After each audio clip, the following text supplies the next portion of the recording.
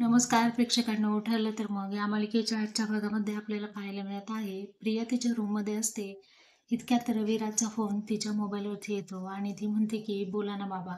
तेव्हा रविराज तिला म्हणतो, अगं काही नाही, मी असंच कॉल केला होता, वेळेवर ती तयार झालीच की नाही हे विचारण्यासाठी. आणि आपल्याला सायकोलॉजिस्टकडे अगदी वेळेवर पोहोचावं लागेल. ती म्हणते, हो बाबा मी तयारच आहे. अतिशय दबक्या आवाजात ती बोललेले पाहून रविराज म्हणतो, तुला टेन्शन आलंय का? आज सायकॉलॉजी समोर उत्तर देणं जरा अवघडच असतं ना, भीतीदायक असतं. त्यावेळी प्रिया म्हणते नाटकं करत की नाही बाबा, टेन्शन नाही आलं. अहो मी जे काही बोलणार आहे ना ते अगदी खरं आहे. तुम्ही असं म्हणालात की सायकॉलॉजिस्ट समोर माझ्या चेहऱ्यावरून, माझे जेस्चर, पोस्चर्स, माझ्या वागण्यावरून, हावभावावरून अंदाज लावेलच की मी खरं बोलते आहे की खोटं बोलते ते. असं म्हणून ती हसत असते. त्यामुळे मी जे काही बोलेल ना त्यावरून त्यांना समजेलच मी खरं बोलते आहे. मग आता लगेच रविराज म्हणतो, खरं आहे बाळा. एकदा का ते रिपोर्ट आले ना मग आपण अर्जुनला गप्प करू शकतो आणि तू लवकरच निघ, आपण एकत्र भेटूया असं सांगून फोन ठेवलेला असतो. इकडे प्रिया वैतागलेली असते आणि म्हणते की सगळ्या परीक्षा, सगळ्या अग्निदिव्य परीक्षा मीच का द्यायच्या? तो महिपत करतो तरी काय, नुसता बंदूक धरतो, ऑर्डर सोडतो. असं म्हणून तिने महिपतला कॉल केलेला असतो.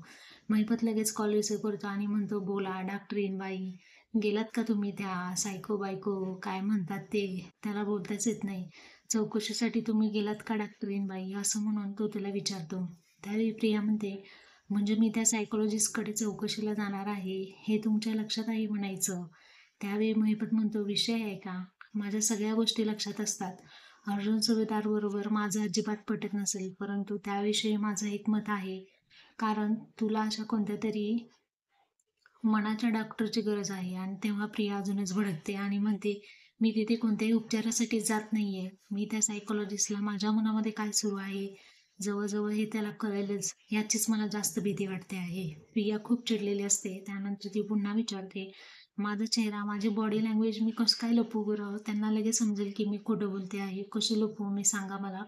असं ती मैफतला वैतागूनच विचारत असते आणि सारखी विचारत असते, मी खोटी साक्ष दिली आहे हे कुणापासून लपू शकते, पण कुणापासूनही लपू शकते, पण सायकोलॉजी समोर नाही लपू शकत. तेव्हा मैफत नशेतच म्हणतो, अगं ती ॲक्टिंग कर ना, तू तू ॲक्टिंगमध्ये बक्षीस तुला उगच दिले आहे का? तुझी ॲक्टिंग काय कामाची आहे? उत्कृष्ट खलनायिका म्हणून मी तुला बक्षीससुद्धा दिले ना. तेव्हा प्रिया म्हणते, हो मी करेनच ॲक्टिंग, माझ्या नाकातोंडात चिखल जायला लागले. तुम्हाला मी नक्कीच त्या चिखलामध्ये ओढेल. आणि जर त्याला कळलं की कोर्टामध्ये माझी साक्ष खोटी होती तर त्या रिपोर्टमध्ये लिहिलं, तर तेवढ्यात अश्विन तिथे आलेला असतो आणि अश्विन मागून तन्वीला आवाज देतो आणि म्हणतो, अगं प्रिया काय झालं? प्रिया खूप घाबरलेली असते. तो म्हणतो, माझी ही ग्रीन कलरची फाईल पाहिलीस का? तिला वाटते की आता अश्विनने सगळं ऐकलं, परंतु तो खूप वेडा असतो. हिच्या प्रेमामध्ये तो काही ऐकलेलं नसतं. तो जस्ट पेशंटची ब्लू कलरची फाईल शोधायला तिथे आलेला असतो. तो म्हणतो की मी एका पेशंटची केस स्टडी करायची आहे ना, म्हणून ती फाईल शोधायला घरी आलेलो आहे. कुठे ठेवली? मी इथेच ठेवली आहे का, असं म्हणत तो ड्रॉवरमध्ये शोधत राहतो. प्रिया मात्र तिच्या विचारामध्ये असते आणि अर्जुन काय बोलणार, काय प्रश्न विचारणार याचा ती विचार करत असते. अश्विनला त्याची फाईल सापडते आणि तो तिला जवळ घेतो.